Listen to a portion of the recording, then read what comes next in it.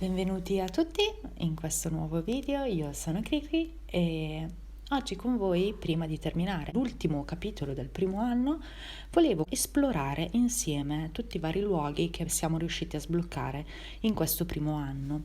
Vi mostrerò anche dove poter trovare delle energie appunto nascoste all'interno dei luoghi sbloccati. Quindi, senza ulteriori indugi, cominciamo. Cliccando sull'icona delle scale ci verrà aperta questa pagina mostrandoci tutti i luoghi che siamo riusciti a sbloccare e da qui possiamo selezionare i luoghi nei quali andare. Non ne abbiamo molti nel primo anno di sbloccati. Quindi partiamo dai primi a sinistra. Abbiamo come primo il dormitorio. Come potete vedere in quest'area non possiamo fare molto. Abbiamo la possibilità di acquistare degli animali nel negozio oppure di acquistare dei mobili per personalizzare ancora di più il gioco. Il secondo luogo sbloccato è la sede del Club del Drago. Io ho sbloccato questa perché durante la missione secondaria Un annuncio speciale ho scelto di essere nel Club del Drago. Gli altri club non sono ancora sbloccati perché non ho ancora raggiunto il livello necessario per poter accedervi. Per visualizzare l'andamento e quindi il raggiungimento dei vari livelli per i club, basta cliccare sull'icona in basso a sinistra che raffigura il capitello e qui appunto potete vedere l'aggiornamento dei diversi club. Tornando nella schermata iniziale possiamo vedere i altri 7 luoghi sbloccati durante l'anno, che sono la riserva delle creature magiche, lo stadio di Quidditch, Torre Est e Torre Ovest, piano inferiore Ovest, sotterranei e territori del castello. Ma cominciamo dal primo, ovvero dalla riserva delle creature magiche.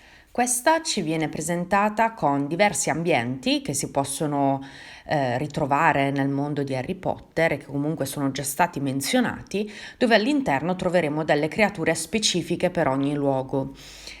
Comunque farò un video a parte sulle diverse creature che riusciamo a trovare in questo gioco e tra le praterie e la foresta troveremo un lupacchiotto, un cagnolino, che se ci clicchiamo sopra ci offrirà un'energia.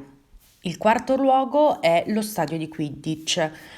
Questo si presenta con altri luoghi, ma non abbiamo sbloccato nessuna missione di Quidditch, quindi per ora rimane così. Passiamo poi alla Torre Est, quinto luogo che abbiamo frequentato particolarmente in questo anno. Oltre all'aula di incantesimi che già conosciamo, abbiamo altre aule di altre lezioni e qui le energie le possiamo trovare nel primissimo quadro sulla prima parete appena si entra nella torre, cliccando sulla bambina, oppure tra l'aula di divinazione e il quadro del mago, in fondo alle scale, ci sarà Peeves che, appunto sempre cliccandoci sopra, ci offrirà anche lui un'energia. Passiamo poi alla Torre Ovest, un'altra ala del castello che abbiamo frequentato un pochino, a parte per il fatto che c'è la nostra sala comune. Qui l'energia la troviamo nel quadro con la natura morta, quindi tra la casa di Grifondoro e il bagno dei perfetti, quel quadro ci offrirà anche lui un'energia. Verrà donata anche qui un'energia. Un'altra ala del castello è il piano inferiore ovest, dove troviamo la sala grande. Ci sono altri luoghi che sono bloccati, a parte il cortile dove possiamo giocare a gobbiglie, e qui troviamo 2 energie, una nella fiaccola che si trova guardando la sala grande a destra, che sarà spenta, cliccandoci sopra si accenderà e ci offrirà un'energia. L'altra la troviamo nello scudo della guardia che sta al centro. Qui la vedete con lo scudo perché l'energia è già stata presa, però tendenzialmente lo scudo non sarà davanti ma sarà nascosto e lo tirerà fuori dando appunto l'energia. Passiamo a un altro luogo, ovvero ai sotterranei. Anche qui ala del castello già visitata per l'aula di pozioni e per la stanza dei duelli, e qui abbiamo un'energia che sarà tra le cucine e l'aula di pozioni. Troveremo un elfo che lavora nelle cucine che si sta nascondendo e se clicchiamo sopra all'elfo scapperà. Passiamo poi ai territori del castello, anche qui già visitati per le lezioni di volo. Ci sono poi diversi luoghi ancora sbloccati e nei quali non possiamo accedere e al termine del sentiero che porta alla capanna di Hagrid troveremo un bastoncino.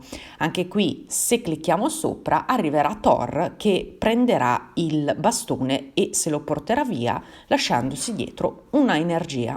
Per oggi è tutto, grazie per aver cliccato su questo video e aver messo mi piace e noi ci vediamo a un prossimo video. Ciao!